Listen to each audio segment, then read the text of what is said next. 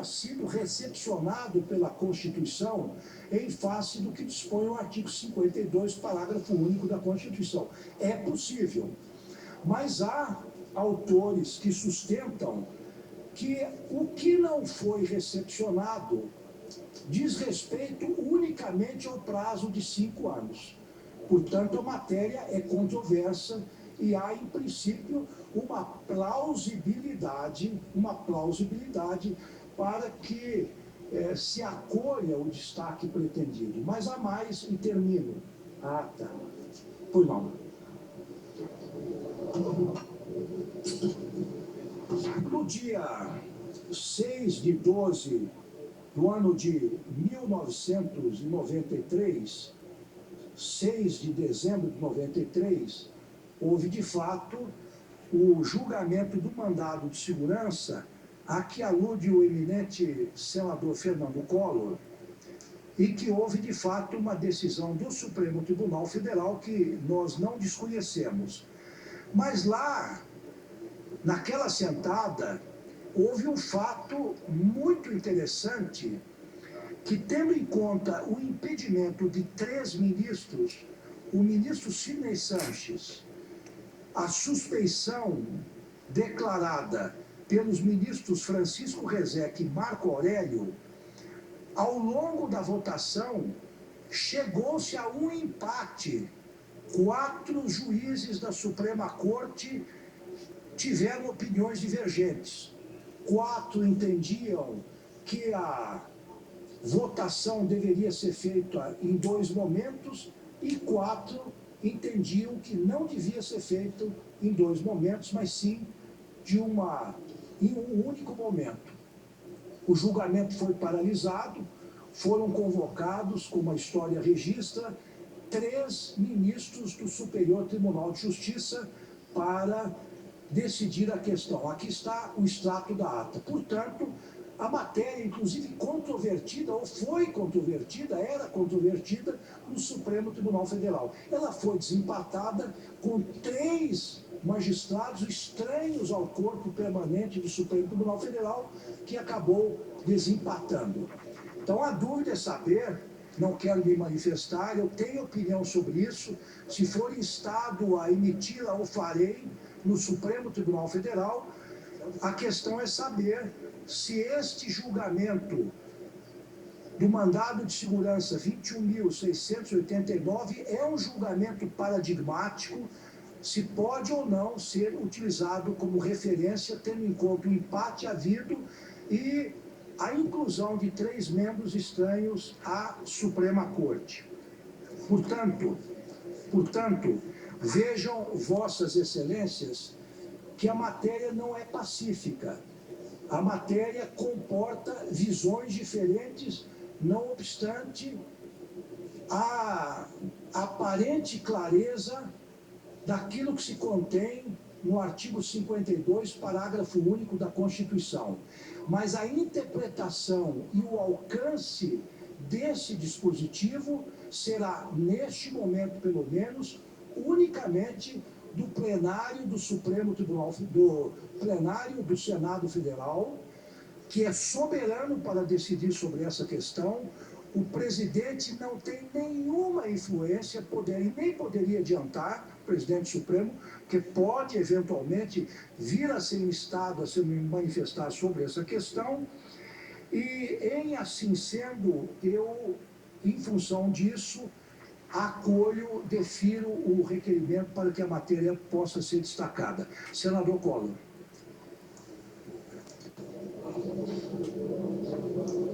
Excelentíssimo senhor presidente desta sessão de julgamento, ministro Ricardo Lewandowski. Excelentíssimo senhor presidente do Congresso Nacional, senhoras e senhores senadores. Vossa Excelência, senhor presidente, acaba de ler o resultado de um mandado de segurança que impetrei àquela época.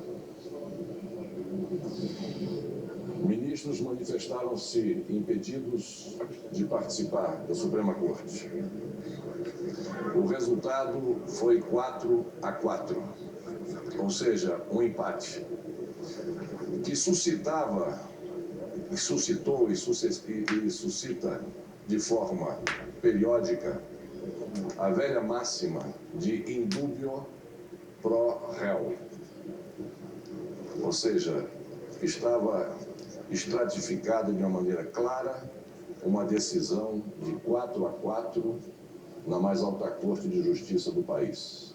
E, portanto, a conclusão desta votação deveria ser em atenção ao indúbio pro réu. Isso não foi feito. Pela primeira vez na história do egrégio Supremo Tribunal Federal, foram convocados, então, 3 ministros do Superior Tribunal de Justiça, para que eles 3 pudessem decidir uma questão desta magnitude, deste alcance, desta responsabilidade, a quem privativamente cabia a ministros do Supremo Tribunal Federal e da casa em que eles têm assento. 3 ministros do STJ, pela primeira vez na história desta República, sentaram-se na bancada de ministros do Supremo Tribunal Federal para desempatar uma votação em torno de mandado de segurança. Cito isso apenas para relembrar aquele momento, senhor presidente, que foi um momento estranho à nossa prática, estranha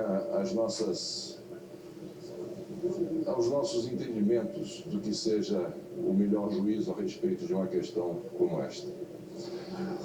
Em segundo lugar, com a permissão de Vossa Excelência e das senhoras e senhores senadores, fala-se aqui de interpretação do regimento, que o regimento diz isso, o regimento diz aquilo, porque em relação ao artigo 52, como disse Vossa Excelência, eu acho que pela leitura é absolutamente clara, não é? Porque vem a perda do mandato com inabilitação por 8 anos para o exercício de função pública, sem prejuízo das demais sanções judiciais cabíveis. Então, quanto ao artigo 52, é de uma clareza absoluta. Mas aí trata-se aqui de uma questão de interpretação de regimento, de normas regimentais e assim por diante. Numa publicação do senador Humberto Lucena, publicação esta de maio de 1993, ele que participou do julgamento do Senado Federal transformado em tribunal, ele diz o seguinte: a respeito do artigo 52, parágrafo único, o presidente do Congresso Nacional, senador Humberto Lucena, ele diz: a inabilitação para o exercício de função não decorre da perda do cargo, como a primeira leitura pode parecer. Decorre da própria responsabilidade. Não é pena acessória. Não é pena acessória. É, ao lado da pena de perda de cargo, pena principal. Não é pena acessória, é pena principal. O objetivo foi o de impedir o prosseguimento no exercício das funções, perda de cargo, e o impedimento do exercício, já agora não daquele cargo de quem foi afastado, mas de qualquer função pública por um prazo determinado. Essa a consequência para quem descumpriu deveres constitucionalmente fixados.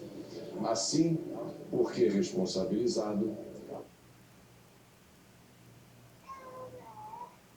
Por favor, ligue o microfone do eminente senador Collor. Muito obrigado. Assim, porque responsabilizado, o presidente não só perde o cargo, como deve afastar-se da vida pública durante 8 anos para corrigir-se e só então poder a ele retornar.